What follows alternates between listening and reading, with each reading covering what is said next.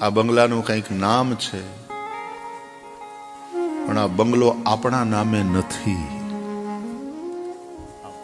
આ બંગલાનો બાંધનાર કેવો, આ બંગલો કોણે બનાવ્યો? એમાં સિમેન્ટ નથી, એમાં રેતી નથી, એમાં લોઢું નથી, અને છતાંય આ બંગલો અડીખમ ઊભો રહે. 70 વર્ષ, 80 વર્ષ, 90, 100 વર્ષ.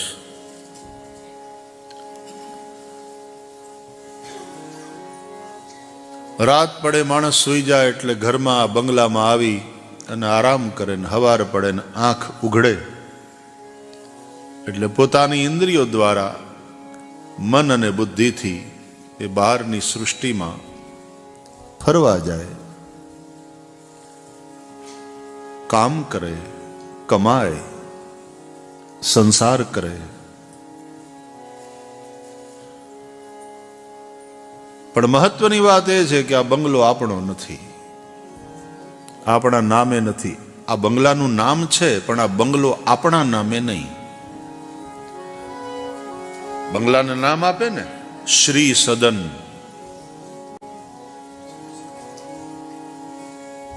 પિતૃ કૃપા, એમાં બંગલાનું નામ છે. કઈ ને કઈ નામ હોય છે. મનસુખભાઈ ને તનસુખભાઈ ને ધનસુખભાઈ ને મેહુલભાઈ ને,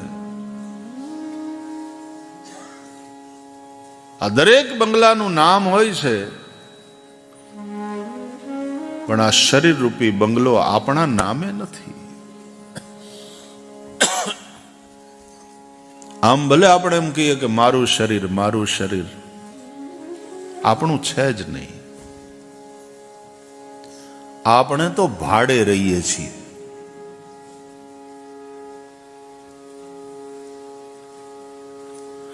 પાંચ મહાભૂતનું બનેલું આ શરીર, આ પાંચ મહાભૂતોએ ભેગા મળી પાર્ટનરશિપ કરી રિયલ એસ્ટેટમાં બિઝનેસ કરે છે. મકાન બનાવવાના ને ભાડે આપી દેવાના, ભાડે ચડાવવાના.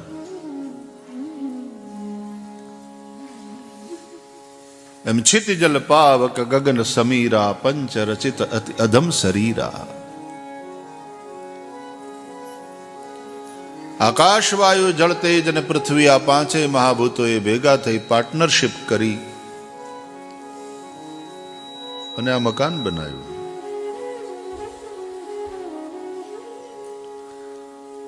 અને હમણાં જીવાભાઈ રહેવા આવ્યા. એનું પ્રારબ્ધ ભોગવવા માટે આવવાનું થયું. ભાડે રહે છે. આપણે બહુ જૂનું ભજન, બહુ પ્રસિદ્ધ ભજન છે. એ જીવ તું શાને ફરે છે ગુમાનમાં, કે તારે રહેવું ભાડાના મકાનમાં. હો જીવ શાને ફરે છે ગુમાનમાં, તારે રહેવું ભાડાના મકાનમાં. એ તારે રહેવું ભાડાના મકાનમાં. એ તારે રહેવું ભાડાના મકાનમાં. કે તારે રહેવું ભાડાના મકાન. 2-3 ટાઈમ જમવાનું એ ભાડું, રોજે રોજનું ચૂકવવાનું.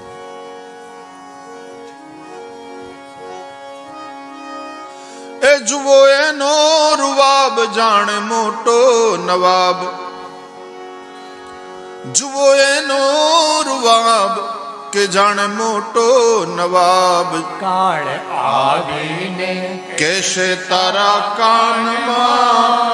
એ કાળ આવીને કેશે તારા કાનમાં, કે તારે રહેવું ભાડાના મકાનમાં. હો જીવ શાને ફરે છે ગુમાનમાં, તારે રહેવું ભાડાના મકાનમાં.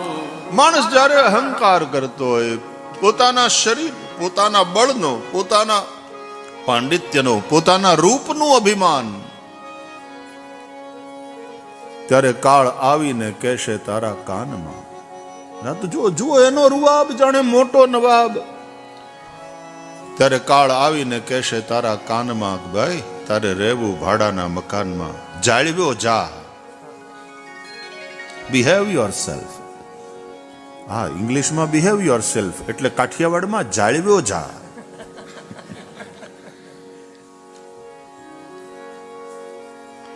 એ માને મારું મકાન કીધા રંગ ને રોગાન. પોતાનું માને છે આ મકાન. કેવા ખર્ચા કરે રંગ રોગાનમાં, પફ પાવડર કોસ્મેટિક્સ ના લપેડા, કેટલા ખર્ચા કરે. માને મારું મકાન કીધા રંગ ને રોગાન. જાણે કાયમ લીધું છે વેચાણ. પછી કોઈક ડાયા માણા હોય ને એમ કે ભાઈ તમે ભાડે રહ્યો કે આ માલિકીનું? તો ભાડે. તો પછી આટલા બધા ખર્ચા શું કામ કરો છો? જાણે કાયમ લીધું છે વેચાણમાં, તારે રહેવું ભાડાના મકાન. એટલા માટે સાધુ સંતો શરીર યાત્રા ચાલતી રહે આટલું કરે શરીર માટે. શરીર સ્વસ્થ રહે, શરીર સશક્ત રહે, આટલા બધું શરીરનું ધ્યાન રાખે. શરીર સાધન છે એટલે એને સંભાળે. શરીર માધ્યમ ખલુ ધર્મ સાધનમ. પણ પોતાનું માનીને એમાં આસક્તિ નહીં. तो कहते हैं दो बातें याद रखो, न मैं शरीर हूं ना शरीर मेरा है. एक नियम है कि मैं और मेरा ये दोनों भिन्न अलग अलग चीजों, बोथ आर डिफरेंट थिंग्स. मैं और मेरा. मेरा मोबाइल ऐसा जब बोलते हो तो इसका मतलब यह हुआ कि तुम मोबाइल नहीं हो, तुम इस मोबाइल के ऑनर हो. मारो मोबाइल एम कहूं त्यारे हूं मोबाइल थी जुदो छू साबित થઈ ગયું. મારું મકાન એમ જ્યારે હું બોલું ત્યારે હું મકાન નથી એ સાબિત થઈ ગયું. મારું શરીર ત્યારે હું શરીર નથી એ સાબિત થઈ ગયું કે હું શરીર નથી.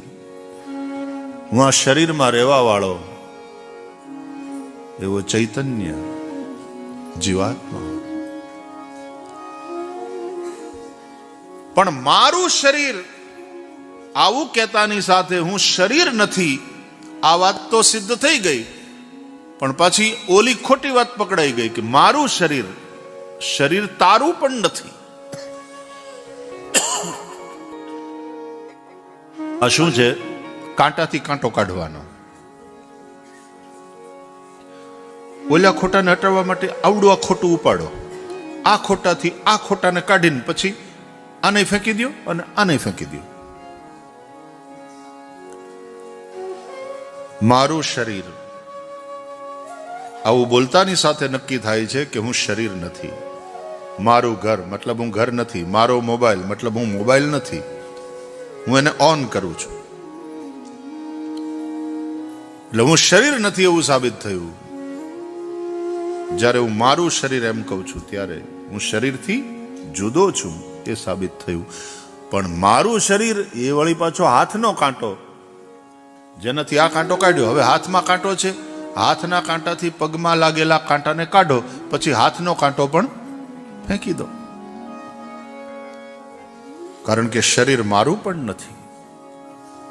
આ તો 5 મહાભૂતનો દેહ છે. આપણે ભાડે રહીએ છીએ બાપા.